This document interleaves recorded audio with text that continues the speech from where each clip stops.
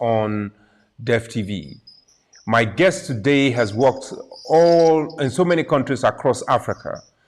He has shared his experiences with a lot of projects around, and he has achieved amazing things in development. He's about to share his experience and his views on how we can begin to be better as economic development professional. I'll allow him to introduce himself. Welcome, sir.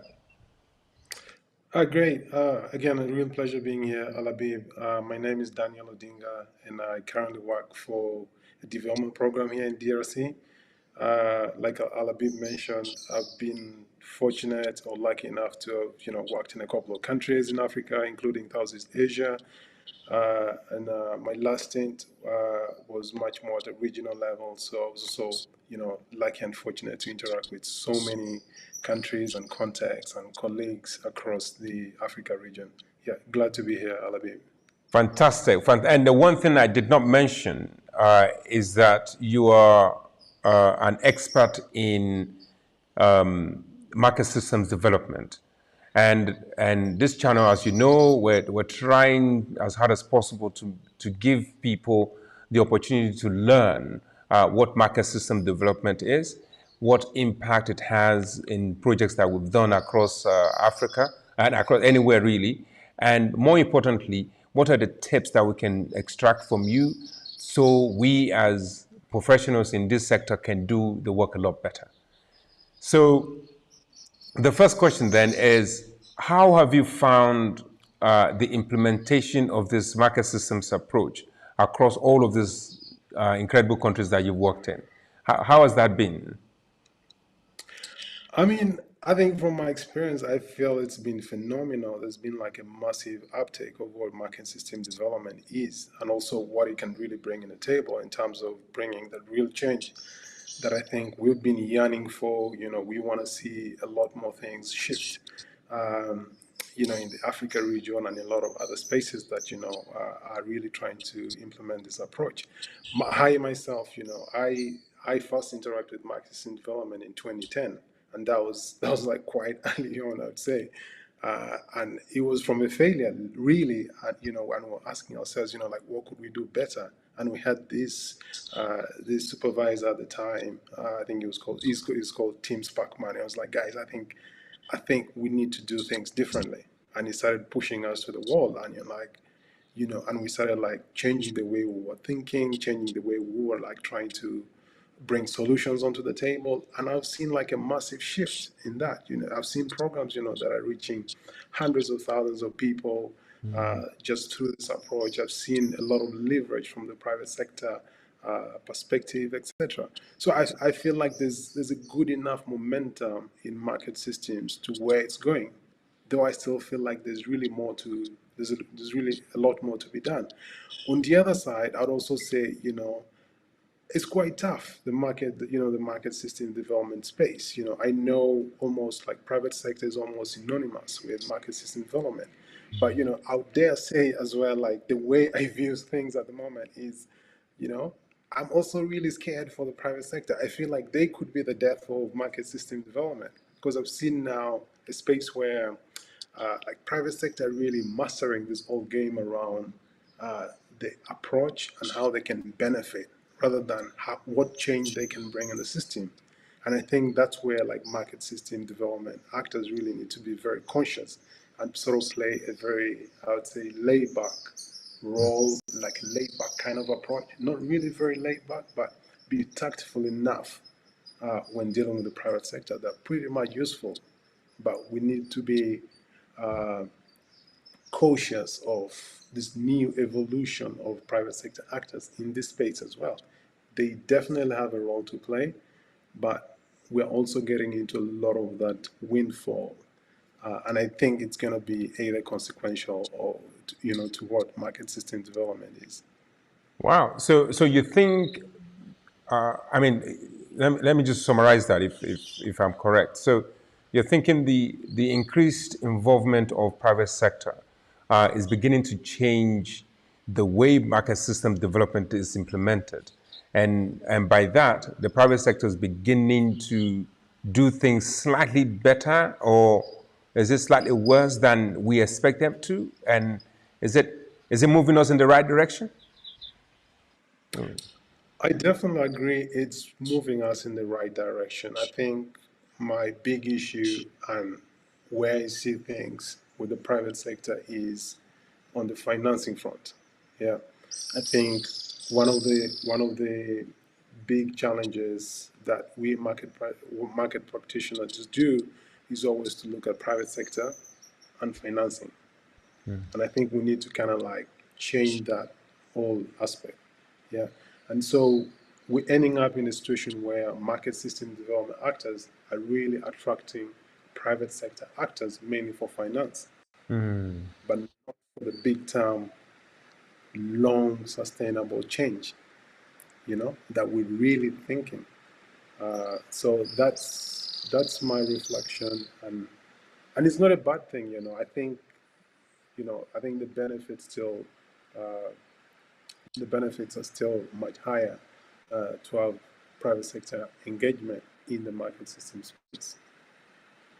But okay, so now if we just move that discussion on forward a bit, right? To now begin to juxtapose the economic development professionals and private Yep. sector actors, people purely driven by profit.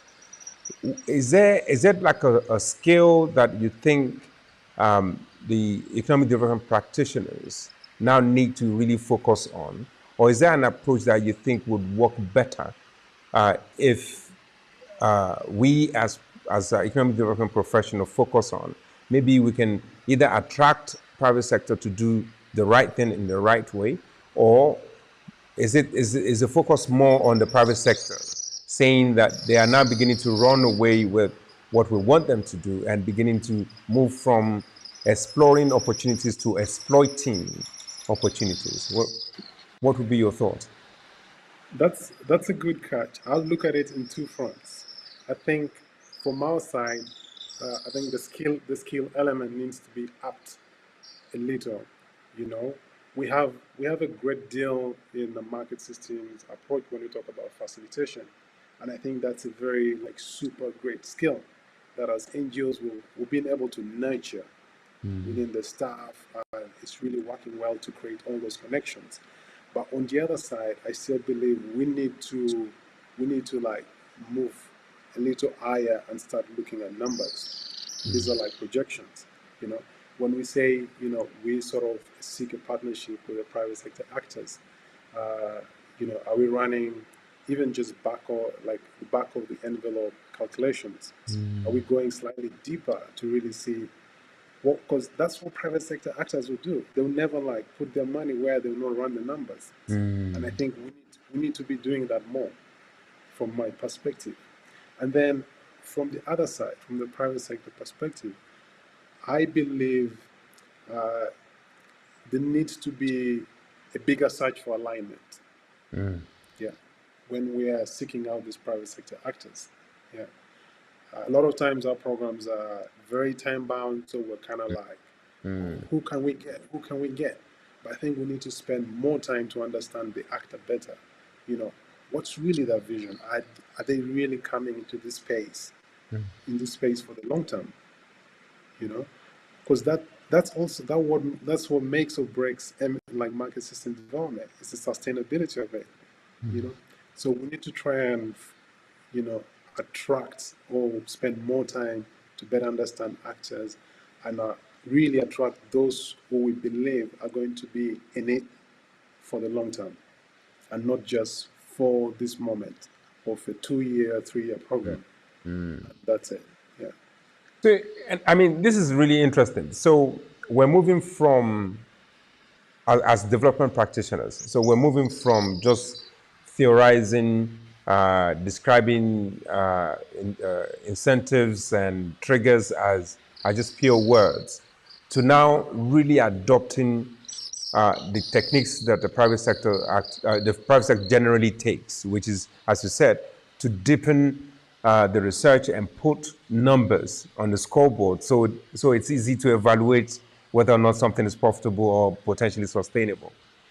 Now, what would you say would be, or in your experience, what sort of change has that been to your outcome? So when you implement or you're advising a project to implement and you advise them to go deeper and think in terms of numbers and think in the language and in the way that private sector actors do, has that, have you been able to compare what was happening before to what is happening now that your advice is along this line? Yeah, I mean, I would definitely say yes. I think you'd see quickly, like you'd have to drop some actors along the way. That's first of all, that's like the first instance of like, hey, look, I think we've run the numbers. I don't think, like this is gonna make sense. So that like there are consequences of that where, we definitely have to rethink our partnership with a particular actor, but also it's giving us space to really narrow what you really call a funnel. It's really helped you narrow down to, all right, these specific actors, I think we have much more probability of success with them. Yeah, because the numbers look great, but also you've taken a lot more time to really understand where they're coming from and if they're in it for the long term. Yeah, so I think that is really critical. And there's some amazing private sector actors there, like absolutely no doubt. They're like really thinking long term, they really want to see like much more positive drive in the communities where they work. And I also see, I think part of it, I think this is like partially now the connection I see. There's a lot of this social responsibility that a lot of companies are starting to bring in. So I think also that's where like from the development side, we kind of like meet the private sector along those lines, where they're not just thinking about profits. Like, yes, profits is important for them to stay in it, but also the social aspect of it is drawing them to say, all right, we're here, but also we need to look at beyond the lens of profit, and I think that's quite positive. So, yeah, so I've seen like progress, like a lot of progress on that front, and which is quite positive for the sector. Oh, fantastic. No, thanks for that. So I'm just going to switch gears slightly. So I'm a young graduate interested in international development or economic development. I am really being attracted to economic development because of all of those things that you're talking about. The fact that it's becoming less different from what happens in the private sector. What would you say are the things that I need to do to equip myself to come into the sector? And in terms of skills, in terms of capability, in terms of attitude, in terms of essentially what I'm asking is, if you're recruiting somebody for a market systems project or any development project, what are the skills that I need to have right now to get into it? And then if I'm in it as a junior economic development practitioner, what would you say are the areas that I should really focus my mind looking, say, 4 or 5 years ahead? What would you say that is? Yeah, great. I mean, the approach is the approach is great, like, and it's quite broad. And I work with people like social scientists, people who are economists, people who are urban planners in the sectors and stuff like that. So it's quite broad. So for me, I think like you can bring all that learning that you sort of gain from your background and sort of reorient the way you really approach development. I think I look at market system development as a mindset or an attitude aspect. You know, like one, are you someone who is curious and willing to continuously learn? Because the sectors that we work in, you're gonna go into a system, and you have to be very open-minded to be willing to learn and absorb from that sector. The same as what you give back to that system or that sector from your formulation of the intervention should also be very open-minded and stuff like that. The other things like someone who's just really like adaptive, like I say, like you need to be bring that skill set of just being adaptive. You have to be really a very strong communicator because you're dealing with within a system there's several actors, you know. You're looking at demand actors, you're looking at supply actors, you're looking at actors on the upper rim, either as support services and government actors, public service actors. You need to be able to have a strong communication that sort of brings things together, especially for that core of that system to function. So I would say, open to learning, adaptability or flexibility are really very important things for this sector. And also just, you know, you should be you should be able to crack some numbers. Like that's now where I see the sector going. Like we should be able to start cracking numbers extensively in market system development, from my perspective. And once you're there, I think a lot of times, we sort of brought in positions of development, and sometimes we just think we're there for the position, and I think that mindsets really need to change. Like we need to start questioning ourselves, like what do we bring to this position or to this program for the change? And I speak a lot, and I would say this, from an African perspective. I think, just being in a space where you are, like we have a role, not just to look at, like a system or a change. Like we should be able to drive that within team members. We should be able to drive that at the community level where we are. I think we are able to change, the direction of which the continent is, like massively from my perspective. And we believe this approach is great, but why can't we use that to try and really embolden this whole drive for change that is badly needed in the continent? Yeah, as a young person, like we should be thinking about the future, and I think it's really very critical for that. In terms of like my 5-year perspective of what this approach or the sector should look at, I believe I'm mostly looking at it from the social enterprise, or from the social enterprise and sort of startup phase. I think we could potentially start working in private sector access to mobilize funding, either as from uh, from equity or whatever it is. Like I think that's sort of a direction we could go in the next 5 years, just beyond donor funding. Because if you can develop a good business model with a private sector actor that really addresses some of the social issues from the development perspective, why not attract even equity from it? You know, so I think in 5 years, we should start having that mindset. Like a donor might not need to give you, $20 million or $40 million to do an MSD program. You might just need to cover for, I don't know. I'm just being honest. It's also, I Yes. know this is quite tough, because it's also it's also it's also like an existential question, that from the development side we're kind of very conscious about. But that's a direction we potentially go in the next 5 years. I think that's fantastic. I mean, because what it sounds like is that the evolution of our sector is now essentially evolving to become a venture capitalist. But rather than being the people that bring the funding, we are actually out there doing investment opportunity scoping. And those investment opportunities just happen to be where we need inclusive growth, like with a poor man or poor woman or poor youth or poor persons with disability.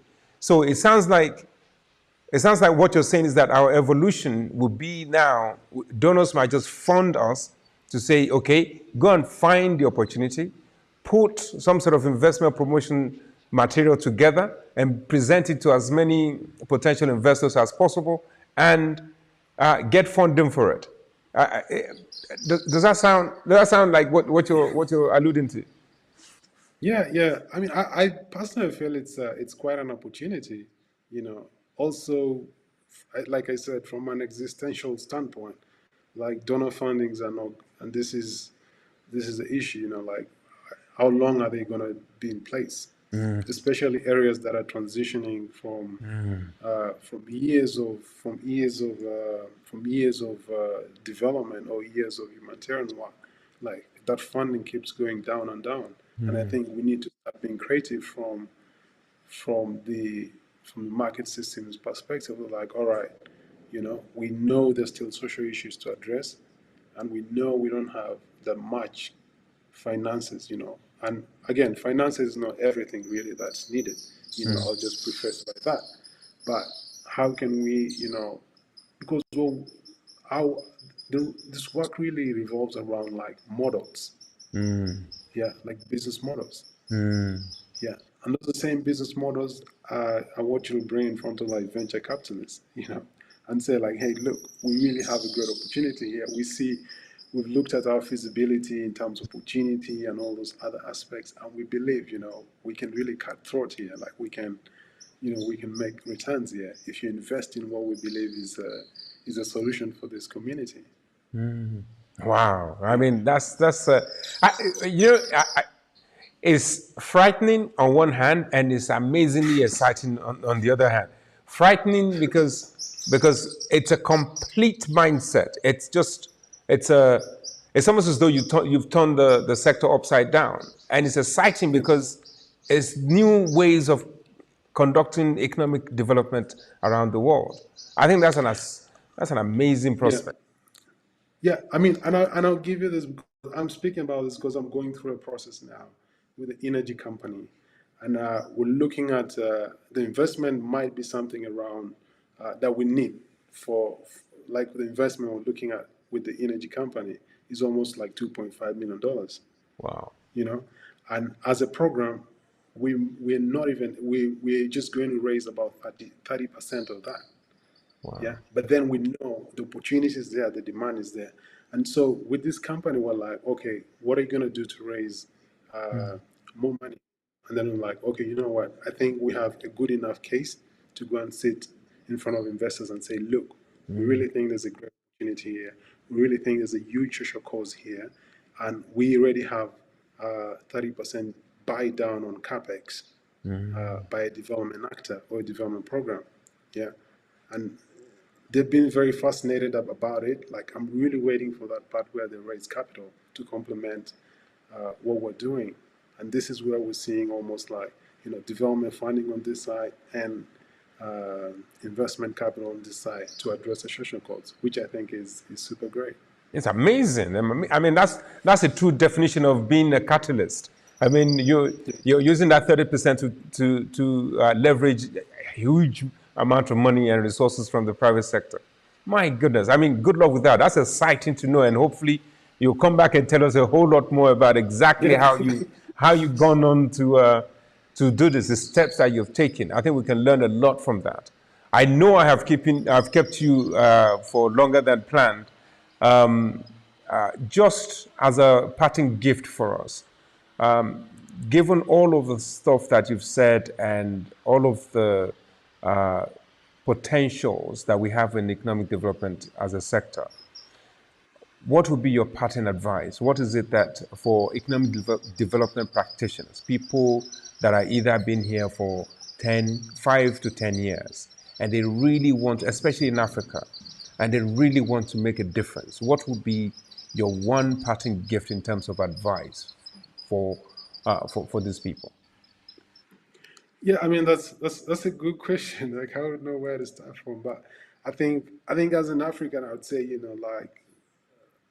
I would say like us from the continent, we need to be way more intentional with the development that we do in whichever area you are, whether it's in your own country or it's in another country. I think we need to be intentional that we have one goal across the continent. Like, we really want to see change in the continent.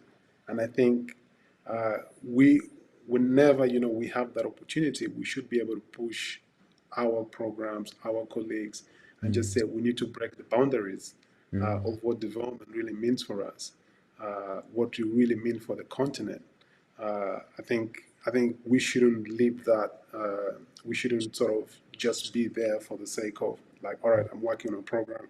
I'm just going to try to create this, and after 3-5 years, and it's end of the road. I think we should always go into those opportunities to say like, yes, we have this. we have this opportunity. You know, what can we do to make it bigger, to really bring that transformational change? And then you need to bring people along. I really think it's very useful. I think we need to build a movement for change and growth in the development sector. We need to bring people along. You know, like if it's you, Alabib, you're in Uganda now. You know, like you need to bring your like Ugandan colleagues together. And like, guys, we have this solution. It's in Uganda, but this is also our agenda for the continent. Yes. You know, so I think it's important to not. I think it's really an opportunity, and yeah, going in the sector, we should. I think we should just be intentional around that and just capitalize on it as much as possible. Thanks. Thank you very much, Daniel. Thank you very, very much. I mean, I think that word intention is just so apt, because some of the things that we do are almost like tick box exercises and just following what we have to do. But if you're intentional about creating a lasting change, then it works really well for us. So thank you very much. Thank you very much. I appreciate the time, and I appreciate all of the advice that you've given us. And we hope you will come back and give us more wisdom in terms of how we proceed with development. So thank you very much, Daniel. Great. Thanks again, and good luck, everyone. Community is everything, and let's be part of it. Cheers. Fantastic. Man. Fantastic. So there you have it, ladies and gentlemen. I mean, amazing wisdom. I love his point about where we are in economic development in Africa now and where we're heading, especially the type of skill set and that you need, and the way you need to think about how we implement economic development projects across Africa. And as African professionals, I like that word. We need to be a bit more intentional about how we use the resources that we've been granted by the good people of all of these donor countries.